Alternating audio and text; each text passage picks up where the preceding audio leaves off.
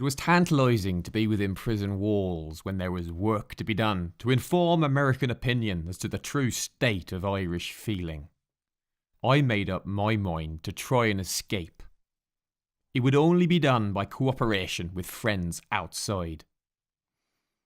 It occurred to me that if I could get an impression of the key, I might be able to send it out in a postcard using plan and elevation method of drawing. A snatch of an old music hall song came into my head. The song went some way like this. He couldn't get the latchkey in, he couldn't. The tag ran through my mind. It haunted me. Somewhere in that comic song lay the solution. A drunken reveller coming home late at night, too unsteady in the hand to fit the latchkey of his home into the keyhole. That was it. Next, it occurred to me that I could do this by sending out what would appear to be comic postcards, one with the essential part of the key correct in the plan, the other with the elevation.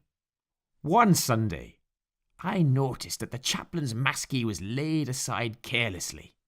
In a drawer in the sacristy were some wax candles. I smuggled them into a tobacco tin and melted them with my body heat.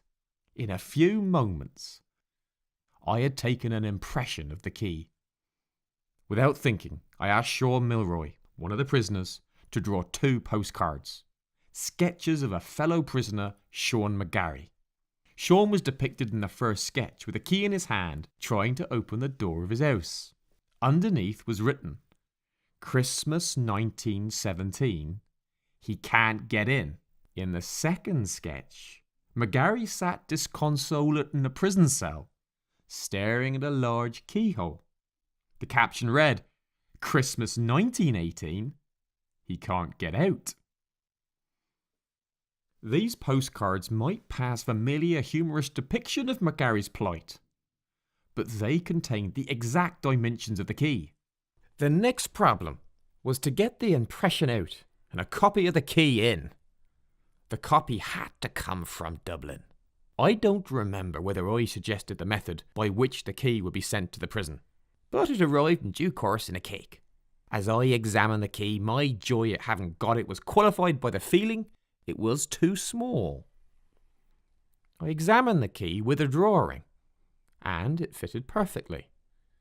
It seemed to be exactly what we wanted, but I could not avoid the impression that it was not as large as the actual key. It proved later that I was right.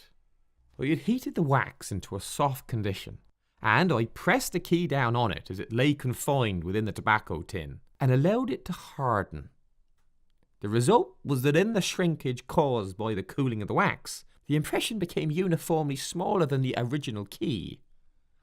All that work had to be done over again. It had been arranged that a flashlight outside the prison walls would indicate the presence of the rescuers. That was to be answered by a flare from my cell window. The flare consisted of a bunch of matches. I lit the matches, creating the flash, then blew them out again. Then, for the escape. I had locked every door when I got on the outside, and was about to lock that door also, when Harry said, "You'll have to hurry up, the time is nearly up." And I had to leave it unlocked. Had I locked that door, nobody would ever know how we had escaped.